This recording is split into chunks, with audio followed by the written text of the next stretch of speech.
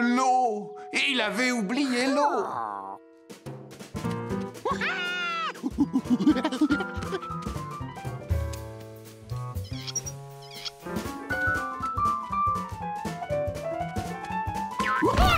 L'idée du tuyau d'arrosage était bonne, mais il était un peu court. Il n'était peut-être pas obligé d'aller jusqu'au bassin. Il pouvait le remplir de là où il était.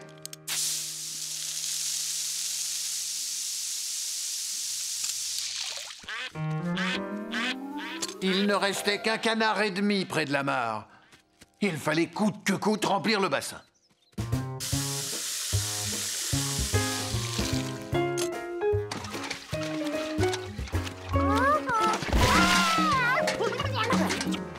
Comment faire pour transporter de l'eau avec quelque chose de plus petit qu'un seau?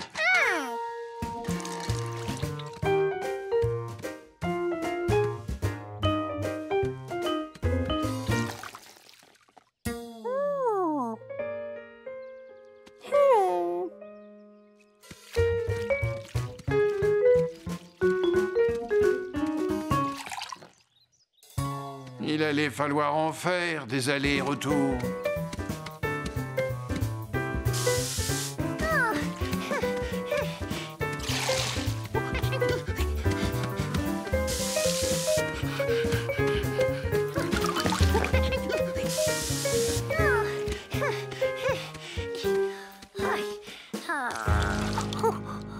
Georges réalisa qu'il ne pourrait pas remplir le bassin. C'était fichu. Écoute, Georges, ça fait un moment que je te vois essayer de remplir le bassin. Tu crois vraiment pouvoir y arriver de cette manière? Ça se voit que tu habites en ville. Il y a un moyen plus simple pour transporter de l'eau. Viens, je vais te montrer.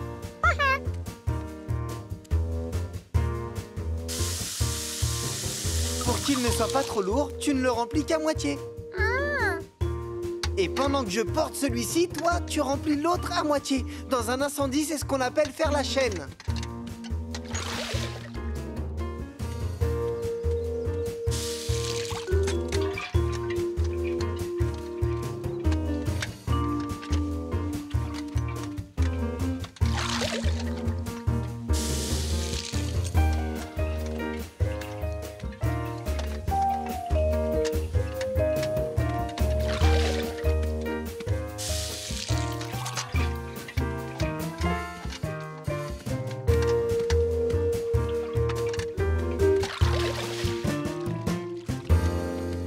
Ça y est, c'est plein. Tu peux venir.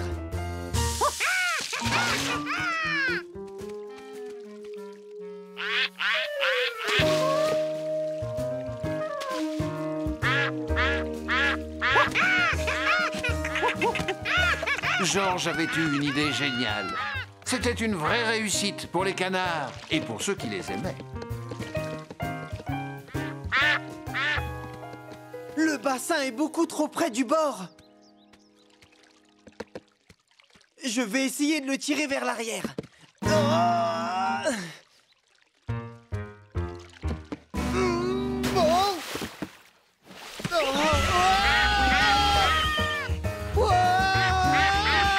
Jumpy réalisa qu'il aurait mieux fait de rester dans son arbre. Dis donc, Georges, c'est toi qui fais tout ça. Oh, mais qu'est-ce que...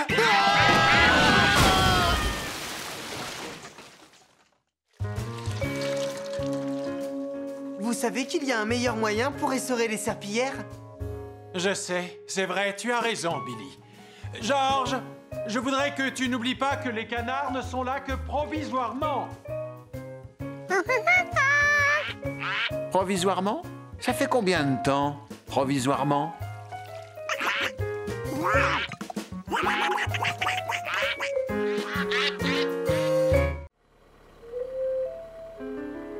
Oui, coucou, Georges.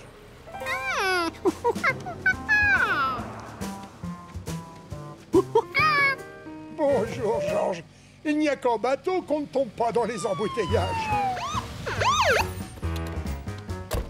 Bonjour, Clint. Bonjour, Wint. George, je te présente mon frère, Wint. Bonjour, George.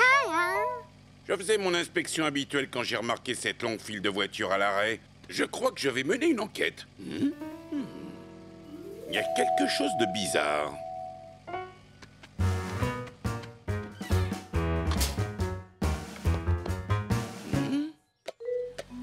Merci, Wint. Merci. Oh, c'est toi qui as fait ça? Pourtant, tu es un singe de la ville. Tu dois avoir l'habitude de voir ça dans ton quartier. Tu ne sais pas à quoi ça sert? George regardait seulement le petit bonhomme qui lui indiquait s'il pouvait traverser ou non. Pour lui, les feux rouges, orange ou vert, c'était pour les voitures. Mais lui ne conduisait pas. C'est vrai que tu es encore jeune, mais tu devrais faire plus attention à ce qui t'entoure. Les feux de signalisation, c'est important. Bon, je vais t'expliquer. Au feu vert, les voitures avancent. Quand elles voient l'orange, elles ralentissent et quand ça passe au rouge, elles s'arrêtent. Tu ne dois pas empêcher le feu tricolore de faire son travail, sinon ça gêne la circulation. Remarque, on se demande pourquoi ils ont installé un feu tricolore en pleine campagne. Ce n'est pas très utile.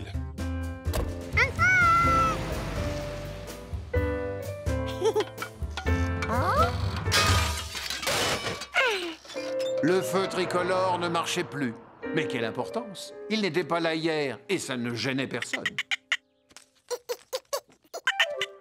Mais hier, pour Jumpy, c'était plus facile de traverser la route en passant par les branches de l'arbre.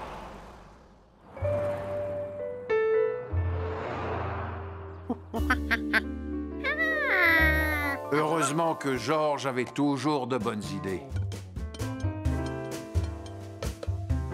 Maintenant qu'il avait compris comment ça fonctionnait, il était prêt à faire la circulation lui-même.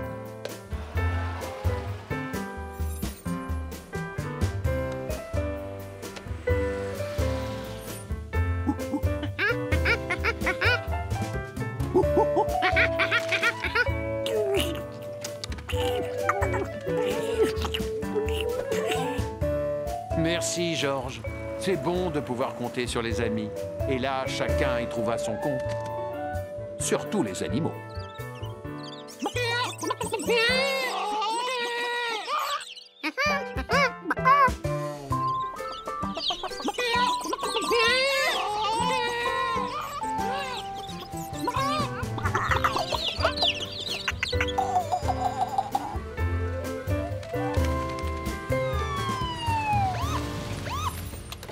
Qu'est-ce que tu fabriques encore là-haut? Tu devais laisser le feu faire son travail.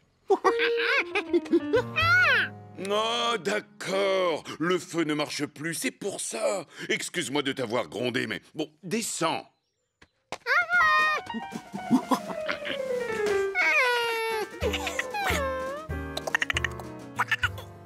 Hé, c'est toi l'écureuil que je vois tout le temps bondir au-dessus de nos têtes sur ces branches là-haut? Oh, ils ont coupé les branches où tu passais pour installer le feu de signalisation. Personne n'a besoin de ça. Il n'y a presque pas de voiture ici. Je crois qu'il faut réagir. George, l'écureuil, Madame la poule et les poussins, je vous promets de faire quelque chose pour régler ça. C'est mon travail. Et voilà, l'erreur réparée. Le feu avait été placé au mauvais carrefour. Il était prévu pour le centre-ville. Wint et Clint ont accroché une corde dans l'arbre pour Jumpy. Ça lui servirait de pont, le temps que les branches repoussent.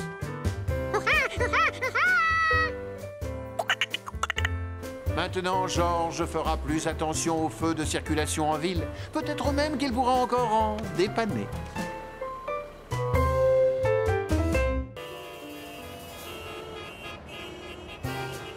Pour un petit singe, le fait de vivre en ville réserve d'agréables moments.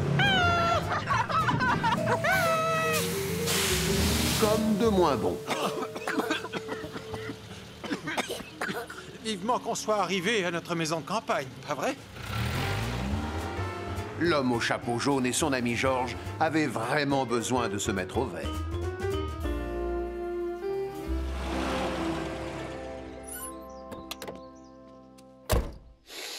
Fais comme moi, Georges. Respire à plein poumon le bon air pur de la campagne.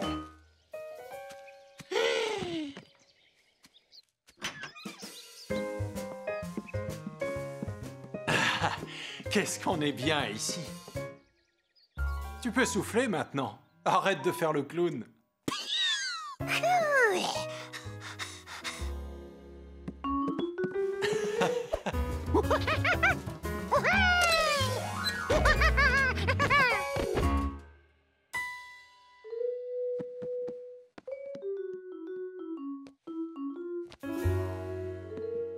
Regarde par la fenêtre. J'ai l'impression que ton ami Billy a construit un clapier. Tu veux qu'on aille voir les lapins? Vous allez vous régaler. Bonjour, Georges est avec vous? Comment tu m'as reconnu? Comme ça. Eh, j'ai acheté des lapins, vous voulez les voir? Georges n'avait jamais vu de lapin d'aussi près. Alors, tu les trouves mignons? Tu leur as donné des noms? Bien sûr, il y a Peluche, Blanchou, Caramel, Cocard, Oreille Noire, Grismine et Galopin de Garenne. Et voici leur maman. Tu veux en caresser un? Lequel? Blanchou, Caramel? Peluche. Il est super gentil, mais il faut que je te dise 2 ou 3 choses sur les lapins avant que tu en prennes un dans tes bras. Oh! Déjà, il faut que j'aille distribuer les journaux. Je suis désolé. Reviens demain, on aura toute la journée pour s'en occuper.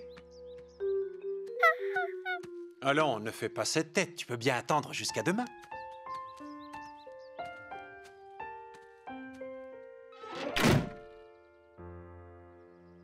Georges ne tenait plus en place. Qui pouvait attendre jusqu'au lendemain pour caresser un lapin? Sûrement pas lui. Tu veux sortir? D'accord, mais sois sage. Les lapins devaient avoir besoin de compagnie pendant l'absence de Billy. Ils étaient si calmes, si doux, si choux, les petits lapinous. Billy ne lui en voudrait pas s'il en prenait un dans ses bras. Juste un, à condition de faire très attention.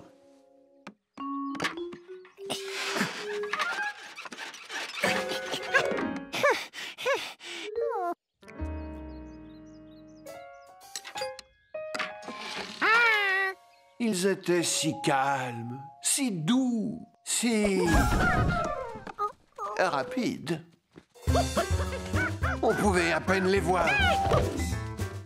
On ne pouvait pas les attraper. Et encore moins les dresser.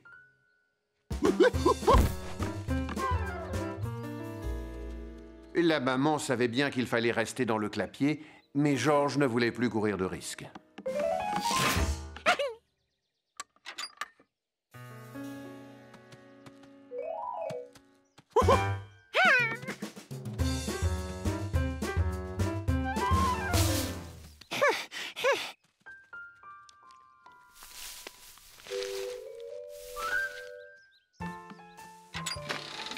Pour savoir combien de lapins s'étaient échappés, le plus simple était de compter les gamelles.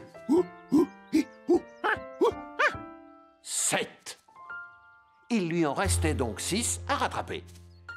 Non, 7. Qu'est-ce que c'est que ce long tuyau tout plat? Oh, on se demande jusqu'où ça va. À quoi ça peut servir?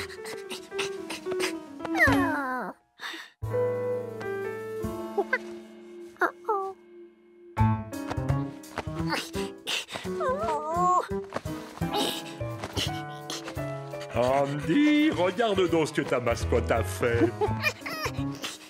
Je vais t'aider, appuie sur le bouton.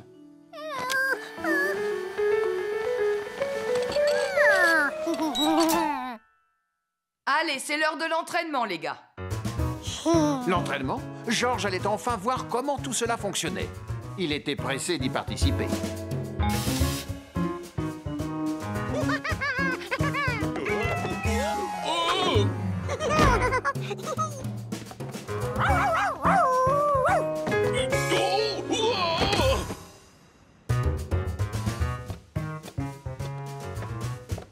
Et là.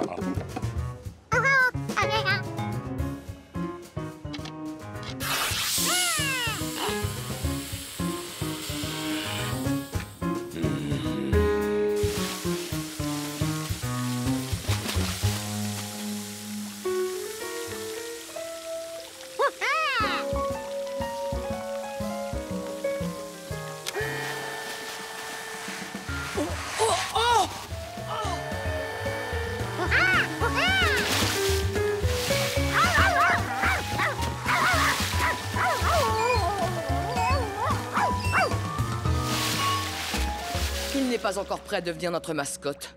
Unité 86, à vos postes. Un pigeon est coincé dans une baleine. Non, je sais ce que tu vas dire. Je vous remercie d'être venu aussi rapidement. Bonjour, Georges. Quel est le problème? Il y a un pigeon qui est entré par là-haut, mais il n'arrive plus à ressortir. On dirait qu'il n'a aucun sens de l'orientation. Georges se dit, ça me rappelle quelqu'un. Et ça, se dit Boussole, ça ressemble beaucoup à une pâle imitation de pigeon. Eh ben, ce singe a plus d'amis que nous tous. Il est libre. Ça y est, il va retourner dehors.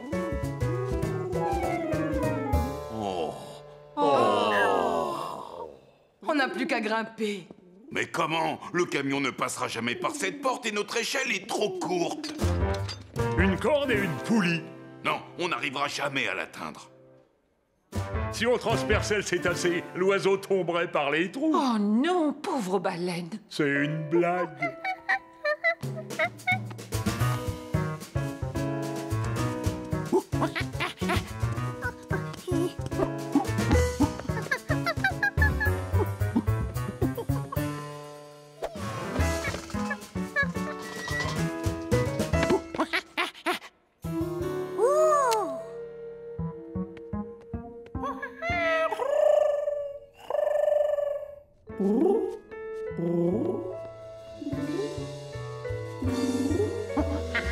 Boussole était ravi de voir le visage familier de...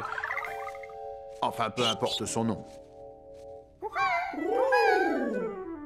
Regardez! Georges est allé le chercher. Comme Georges connaissait bien son ami, il le dirigea vers le mur. « Allez, envole-toi !» Boussole avait compris le message. Cap sur le mur. Et évidemment, il se retrouva devant la fenêtre. Oh, il a réussi, c'est super! Ah oui, formidable! Vas-y, Georges, tu connais le chemin. Saute!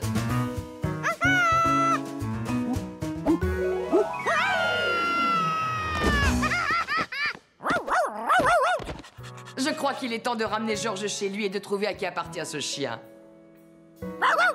Moi, je peux vous dire où habite Charlie. Georges, tu ne peux pas devenir la mascotte de la caserne. Parce que, pour avoir réussi à libérer un pigeon prisonnier d'une baleine bleue, j'ai la joie de te nommer officiellement pompier de l'unité 86. L'unité 86 possédait toutes sortes d'équipements. Mais parfois, il est bien utile d'avoir un petit singe pour sauver la situation.